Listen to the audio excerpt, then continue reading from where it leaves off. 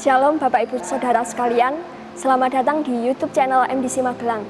Sebentar lagi kita akan sama-sama beribadah, namun sebelum itu saya akan menyampaikan pengumuman dalam sepekan. Doa pagi online dilaksanakan setiap hari Selasa sampai dengan Jumat pukul 5 pagi via Zoom dengan ID Zoom di bawah ini. Doa malam online diadakan setiap hari Selasa sampai dengan Jumat pukul 8 malam via Zoom dengan ID Zoom di bawah ini. Kita tahu persembahan adalah salah satu bentuk ibadah kita kepada Allah dan bentuk ucapan syukur. Maka marilah kita memberikan persembahan kita kepada Tuhan. Saudara dapat memberikan persembahan melalui nomor rekening di bawah ini. Selamat beribadah, Tuhan Yesus memberkati. Shalom, selamat pagi Bapak Ibu Saudara. Selamat datang. Hari ini kita akan sama-sama mau merayakan kehadiran Tuhan, kedatangan Tuhan di dalam dunia ini.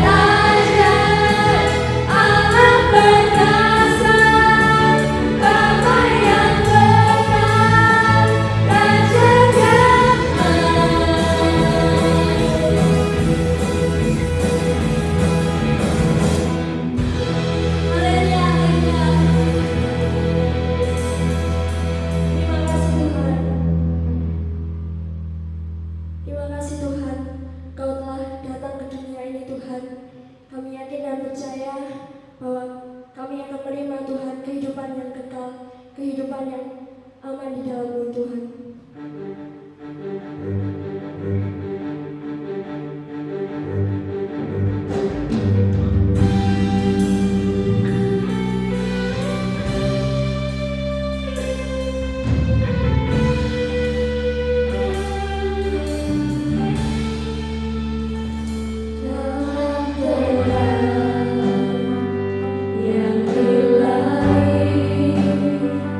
Raja damai telah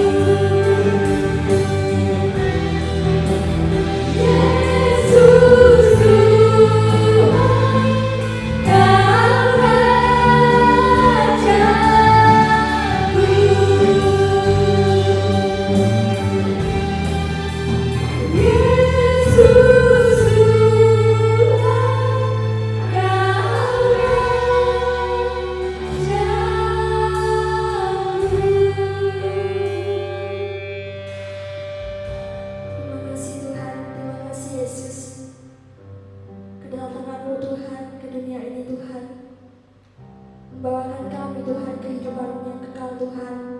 Membawakan pengharapan Tuhan buat kami semua Tuhan. Kami mau Tuhan terus sungguh-sungguh Tuhan hidup di dalam-Mu Tuhan. Hidup menenapi firman-Mu Tuhan.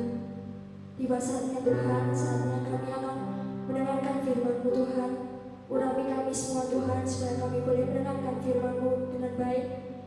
Dan kami boleh menjadi pelaku firman-Mu Tuhan. Kami berdoa juga Tuhan untuk Bapak Pendeta Antoni Tuhan, yang Engkau sudah pilih Tuhan untuk memberitakan firman-Mu Tuhan. Kau yang akan urapi Tuhan, Kau yang akan berikan hikmat-Mu Tuhan. Terima kasih Bapa, terima kasih Yesus. Kami sudah berdoa dan mengucap syukur. Haleluya, amin.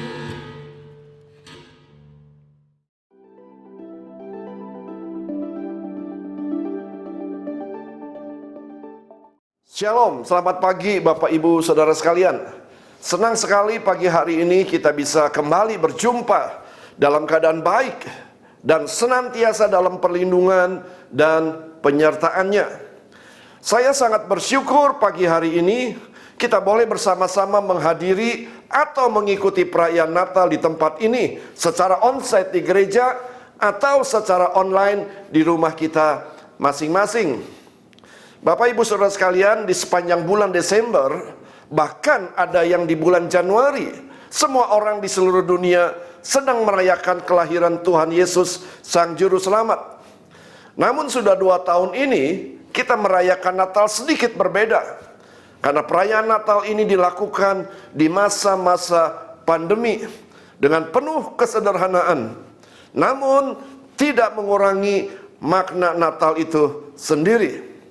Bapak Ibu Saudara sekalian, Natal buat saya adalah penggenapan janji Allah.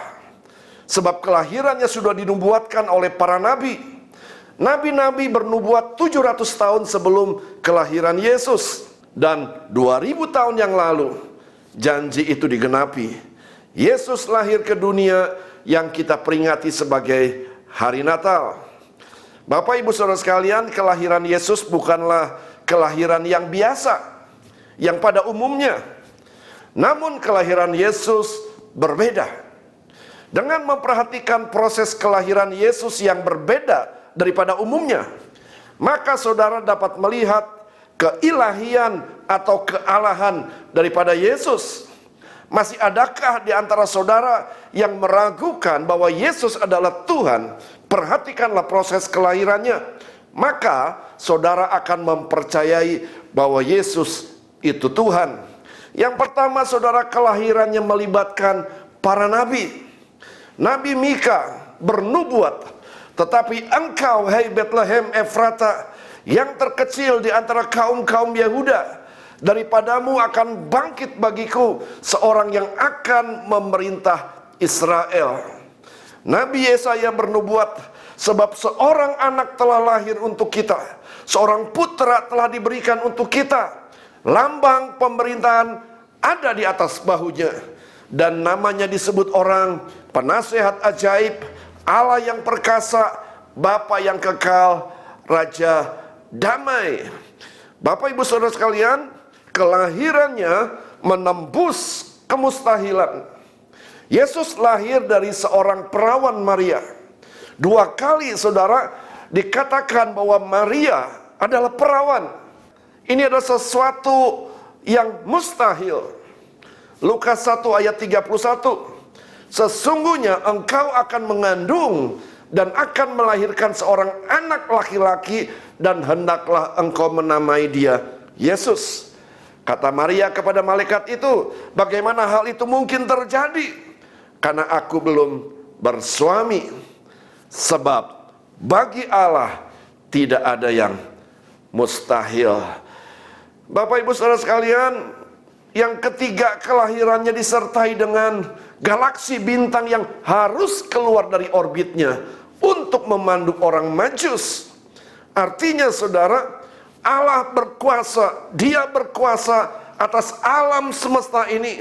Dia bisa keluarkan bintang dari orbitnya turun untuk memimpin orang Majus, sehingga orang Majus bisa berjumpa dengan Yesus. Artinya saudara, alam semesta ini tunduk kepada Dia.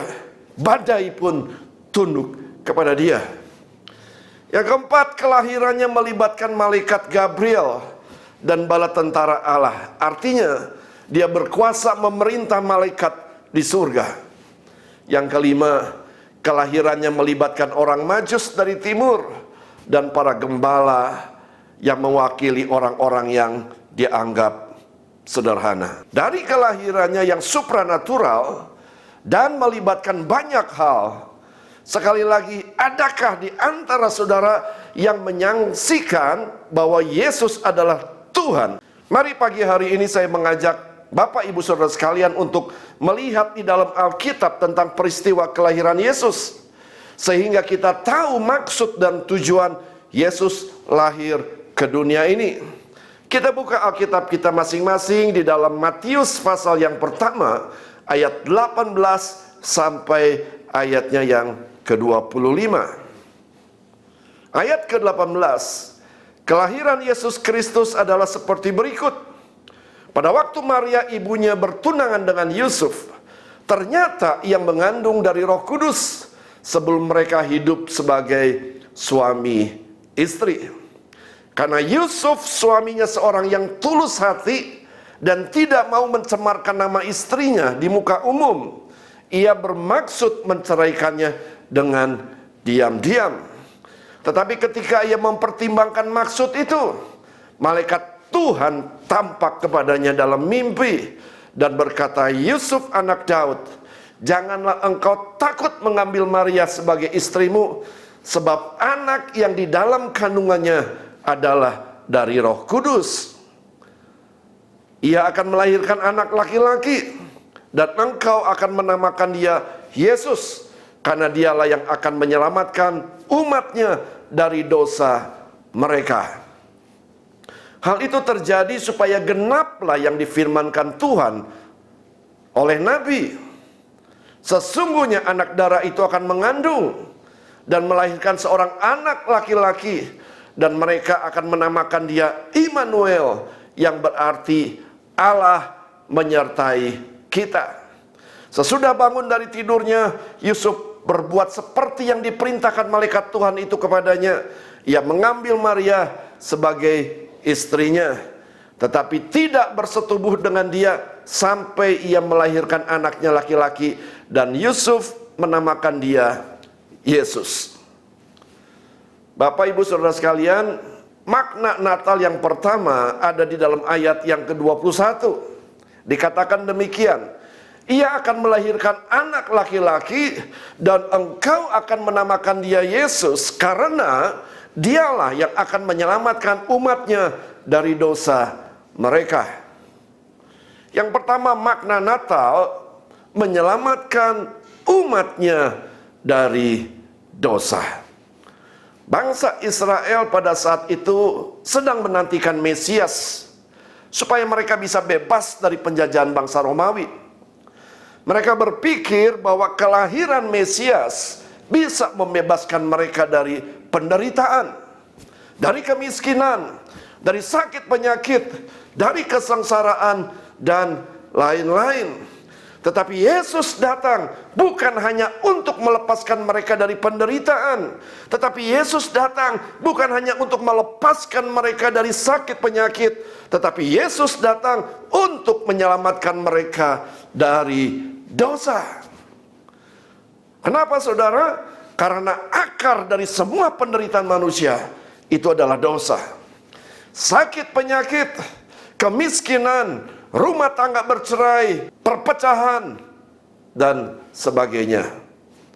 Bapak Ibu Saudara sekalian, seserius inikah dampak dari dosa, sehingga Allah sendiri harus mengutus putranya lahir ke dunia untuk menyelamatkan umatnya dari dosa? Ada banyak manusia menganggap remeh yang namanya dosa, tetapi bagi Allah itu adalah sesuatu yang sangat-sangat serius.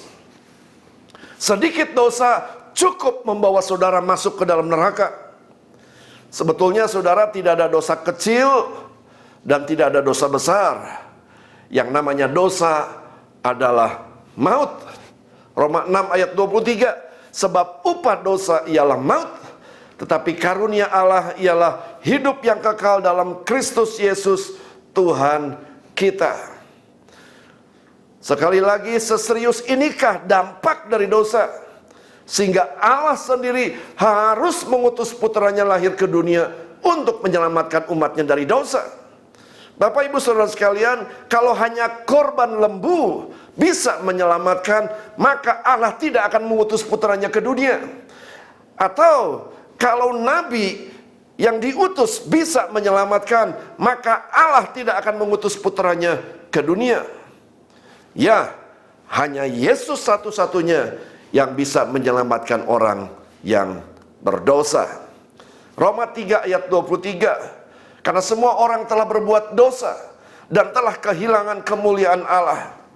Semua orang artinya tanpa terkecuali pria wanita, tua muda, kaya miskin, bahkan sejak dalam kandungan kita ini sudah berdosa. Saudara, disebut orang berdosa bukan karena kita berbuat dosa, tetapi karena kita sejak dalam kandungan sudah berdosa.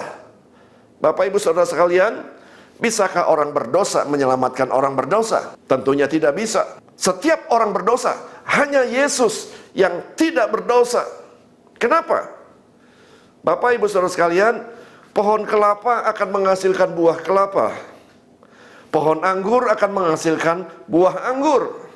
Orang berdosa akan menghasilkan orang berdosa. Setiap anak hasil pembuahan sperma bapaknya akan menghasilkan orang berdosa. Tetapi Yesus bukan dilahirkan oleh sperma manusia. Yesus dilahirkan oleh Roh Allah. Lukas 1 ayat 35, jawab malaikat itu kepadanya, Roh Kudus akan turun atasmu dan kuasa Allah yang maha tinggi akan menaungi engkau. Sebab itu anak yang akan kau lahirkan itu akan disebut kudus, anak Allah. Seserius inikah dampak dari dosa, sehingga Allah sendiri harus mengutus putranya lahir ke dunia untuk menyelamatkan umatnya dari dosa? Ya, karena dosa membuat manusia terpisah dari Allah, yang menjadikan manusia mengalami binasa di dalam kekekalan atau masuk ke dalam neraka. Itu karena dosa. Tidak ada pilihan lain saudara. Kalau tidak neraka, ya surga. Dosa membuat manusia masuk neraka. Dosa membuat manusia menderita. Dosa membuat manusia menjadi sakit. Dosa membuat manusia menjadi miskin. Dosa membuat manusia menjadi bodoh. Dosa membuat manusia melakukan pembunuhan, perzinahan, pertengkaran, dan lain-lain. Ingat saudara, orang yang menderita 38 tahun di kolam Bethesda, dan orang itu disembuhkan oleh Yesus.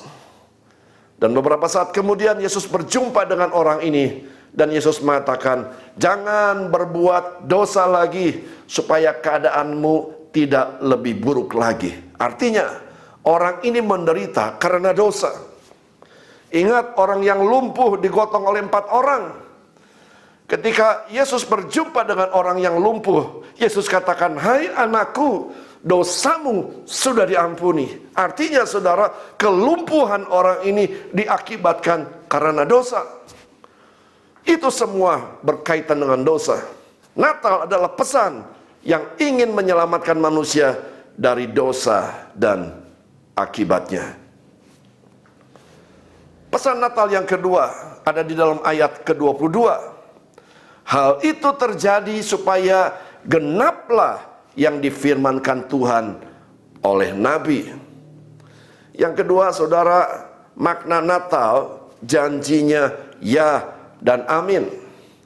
Janji kelahirannya sudah dinubuatkan 700 tahun sebelumnya.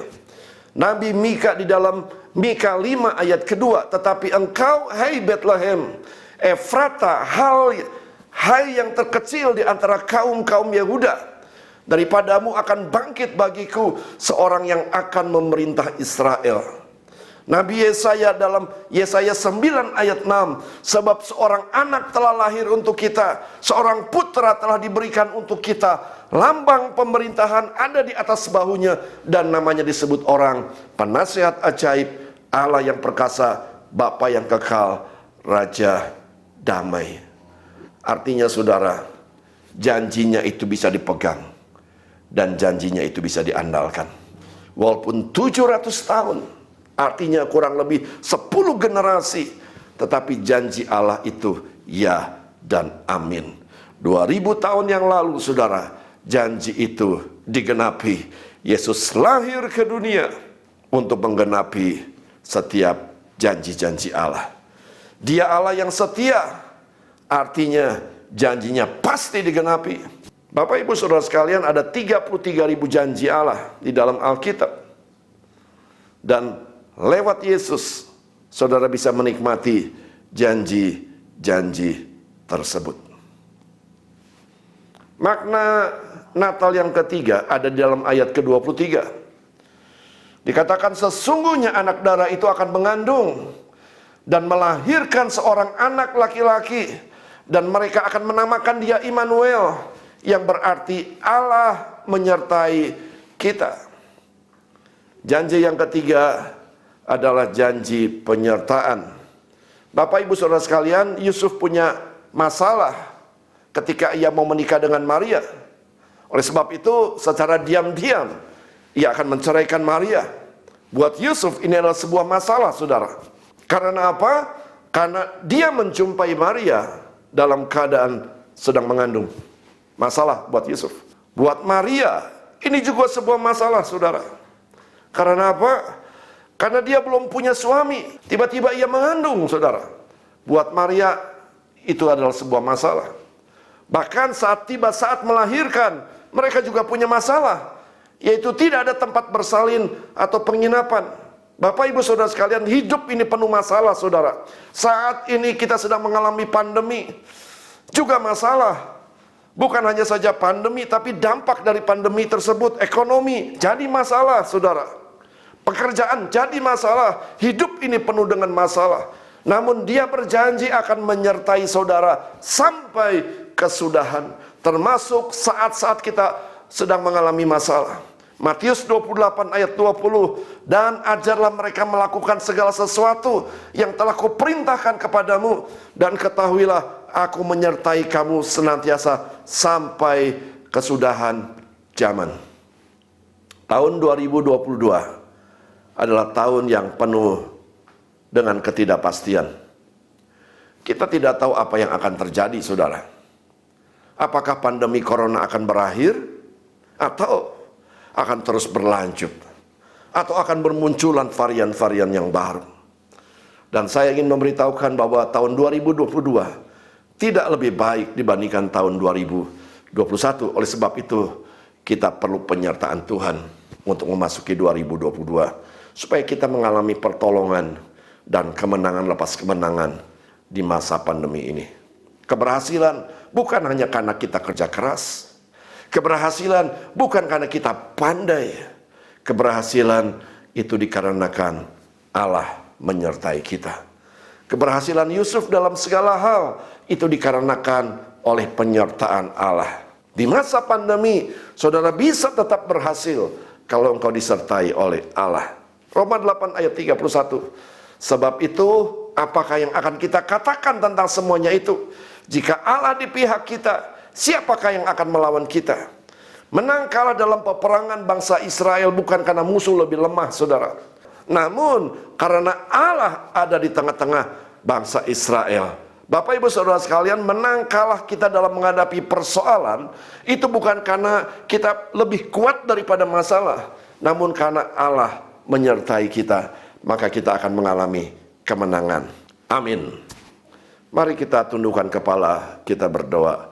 Tuhan, kami bersyukur, kami punya Allah yang setia. Janji-Mu bisa kami pegang, janji-Mu bisa kami andalkan.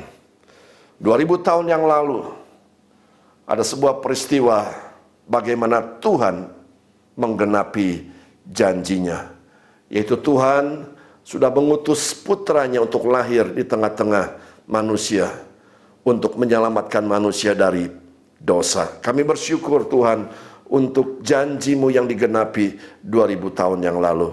Hamba percaya ya Allahku, makna Natal yang pertama adalah kehadiran Engkau untuk menyelamatkan kami orang yang berdosa.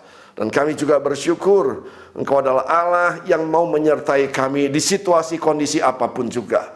Walaupun ada banyak masalah dalam hidup ini, namun Engkau berjanji akan tetap menyertai kami. Kami bersyukur untuk janji-Mu ya Tuhan, janji penyertaan di dalam setiap kehidupan kami. Terima kasih Tuhan Yesus, terima kasih.